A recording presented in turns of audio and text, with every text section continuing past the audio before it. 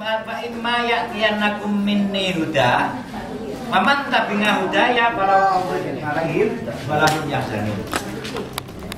Wa imma ya'tiyannakum minni huda, nanti apabila ada petunjukku,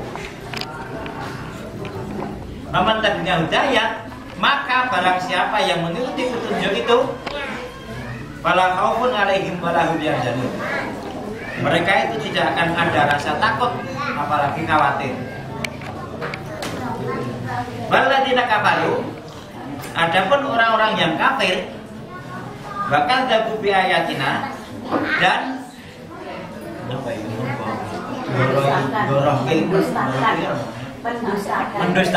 mendustakan ayat-ayatku, kata ayatina, ulai kasabun nar, maka dia nanti akan berada di neraka. Hum fiha khalidun, dan di sana mereka akan kekal. Jadi ini wasiat pertama Allah kepada Adam dan kemudian kepada semua manusia. Wa imma ya'tiyannakum minni huda, apabila datang petunjukku, maka barang siapa mengikuti petunjuk itu, dia akan selamat, dia akan tidak punya rasa takut, tidak punya rasa khawatir. Nah, itulah wasiat pertama yang disampaikan Allah kepada manusia. Maka seharusnya atau sewajarnya kita memang harus mengikuti apa yang menjadi petunjuk Allah. Petunjuk Allah itu telah disampaikan pada para nabi-nabi. Nabi Musa, Nabi Isa, semua memberikan menerima petunjuk. Sayang, nabi-nabi yang terdahulu itu hampir setiap nabi yang membawa petunjuk, begitu nabi yang membawanya meninggal dunia, maka petunjuk itu kemudian oleh orang-orang yang ahli kemudian diselewengkan. Kemudian datang petunjuk berikutnya kepada nabi berikutnya. Nabi berikutnya itu membawa petunjuk dan membenarkan apa-apa yang telah diselewengkan oleh nabi-nabi sebelumnya. Nabi Isa membawa petunjuk dan Nabi Isa membawa Injil. Injil itu membenarkan Taurat. Artinya Taurat yang sudah disalahgunakan, diselewengkan, telah dihapus, telah diganti oleh umat-umat Musa, dibenarkan oleh Injil. Demikian juga Muhammad datang dengan membawa Al-Quran. Dia membenarkan ayat-ayat yang telah diselewengkan oleh nabi-nabi sebelumnya. Dia membenarkan Al-Quran, membenarkan Injil. Artinya bukan Injilnya benar, tapi kesalahan Injil itu dibetulkan oleh Al-Quran. Kesalahan Taurat dibetulkan oleh Al-Quran. Maka kalau kita memakai pedoman Al-Quran, sudah dengan sendirinya memakai pedoman nabi-nabi sebelumnya. Karena nabi sebelumnya itu, semua nabi itu mempunyai kedudukan yang sama. Mereka itu di dalam ayat surat Al-Baqarah ayat-ayat akhir itu menyebutkan, kami menganggap bahwa semua nabi itu sama, sehingga semua ajarannya sama. Semua mengajarkan ajaran tauhid, semua mengajarkan ajaran Allah hanya satu. Semua mengajarkan Allah tempat bergantung. Kita menggantungkan segalanya kepada Allah, jangan menggantungkan pada selain Allah. Ibu-ibu, bapak, saudara-saudara, adik-adik, itu adalah wasiat-wasiat yang kemudian menjadi pedoman di dalam hidup kita sendiri. Dan kemudian saya mencoba untuk menyampaikan bahwa sebenarnya yang namanya iblis itu adalah musuh nomor satu manusia, termasuk kita ini, dan ia akan selalu menyelewengkan apa-apa yang benar-benar kita lakukan. Kalau orang itu tidak mau diajak untuk beriman bukan pada Allah, biarkan saja ada mengenai asal nanti dia akan menyelewengkan dengan cara yang lain.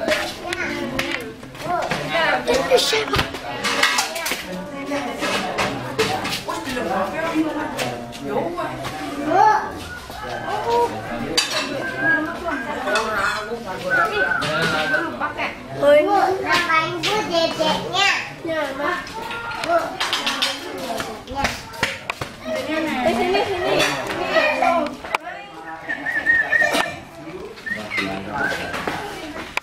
Sini.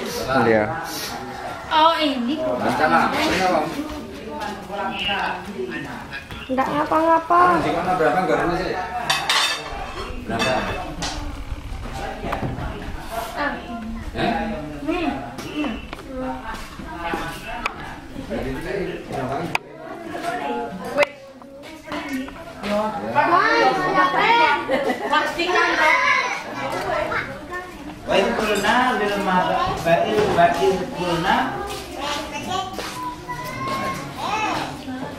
Wa'idkulna lil malaikatis jujur li Adam, dan ketahuilah ketika dikatakan kepada para malaikat isjudu li Adam, sujudlah kepada Adam, jadu ila iblis, maka para malaikat tidak bersujud ila iblis kecuali iblis. Jadi sebenarnya iblis itu sebenarnya kelompok malaikat. Jadi iblis itu sebenarnya kelompok malaikat.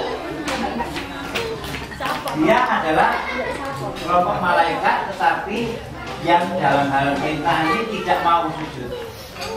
Kalau iblis kemudian matur pada Allah, bilang pada Allah, mengatakan pada Allah, asjudu iman kolak katina, apakah aku harus sujud kepada makhlukmu yang berasal dari tanah? Itu kata iblis. Apakah aku harus sujud kepada makhlukmu yang dari tanah? Jadi awalnya dengki itu muncul, rasa iri itu muncul, itu awalnya di sini. Di ketika makhluk merasa mempunyai kedudukan lebih tinggi, itulah mulai adanya dengki. Demikian juga ini merupakan juga wasiat pada kita sekalian. Di ketika kita merasa bahwa diri kita lebih tinggi dari si A, kedudukan kita, itu awal daripada kedengkian. Sehingga kalau si A misalnya yang kita rasakan lebih rendah itu kemudian bisa mempunyai kemampuan lebih dari kita, muncullah rasa dengki kita. Ini dilakukan oleh, ini terjadi pada iblis, dan kemudian ini juga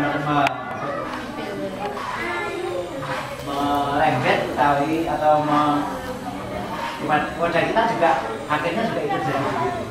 Maka marilah kita berusaha untuk menghilangkan rasa dengki di dalam hati kita. Jadi rasa dengki itu apa sebenarnya? Dengki itu gampang sekali. Idealnya apabila kita itu melihat orang lain, kemudian hati kita merasa tidak enak, tidak melihat orang lain itu mempunyai kesenangan, kemudian kita menjadi tidak enak. Ketika orang lain senang, kita menjadi susah karena senangnya dia. Itulah rasa dengki. Itulah rasa dengki. Jadi rasa dengki itu muncul pada diri kita. Entah itu terucap, entah tidak, hati yang kita yang tahu sendiri. Nah, kalau hati kita sudah tahu, maka ini merupakan kewajiban kita untuk menumpas rasa dengki itu di dalam hati kita masing-masing, sehingga munculnya dengki akan menyebabkan timbulnya gejala-gejala semua bentuk-bentuk dosa. Semua bentuk-bentuk dosa akan muncul diawali dengan rasa dengki iri, rasa iri dan dengki. Ini dimulai dari setan. Allah telah menyampaikan rumus ini kepada manusia, kepada kita, yaitu asjudu liman khalaqtatina, apakah aku harus sujud kepada makhlukmu yang dari tanah. Di ayat lain Allah juga menerangkan ketika ditanya iblis, mengapa, apa yang menghalangi kamu tidak bersujud iblis?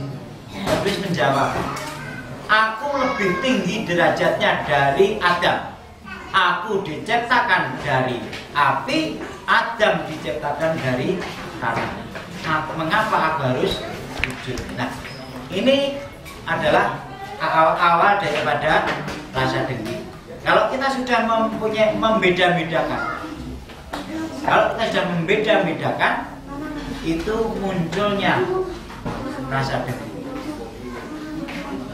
Allah itu mempunyai makhluk yang semua makhluk itu di hadapan Allah sama. Allah akan memandang sama antara tumbuh-tumbuhan dengan batu, antara tumbuh-tumbuhan dengan manusia, antara manusia dengan hewan. Semua di hadapan Allah itu sama.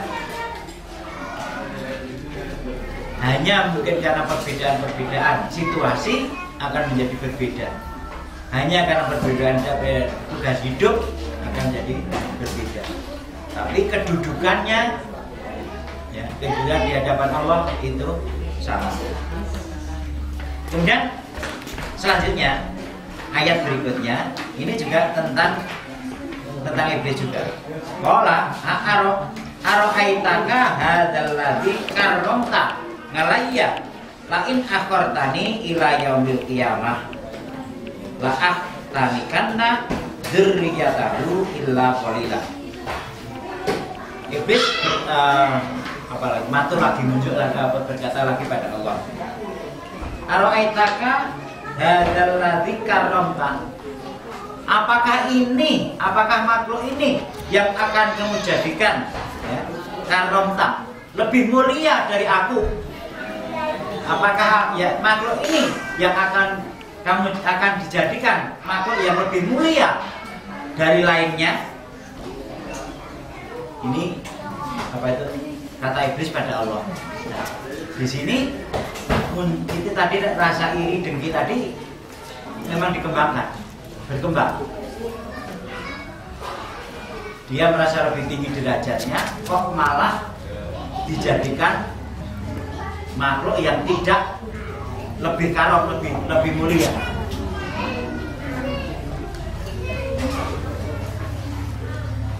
Kemudian iblis minta izin pada Allah ini, kalau aku diizinkan sampai hari kiamat, maka akan aku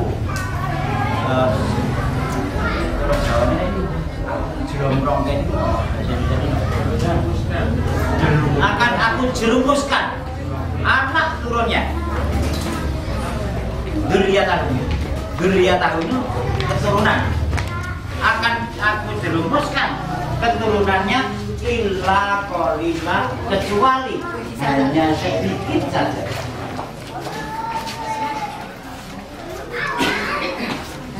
Nah, itu yang merupakan Mana yang YouTube loh?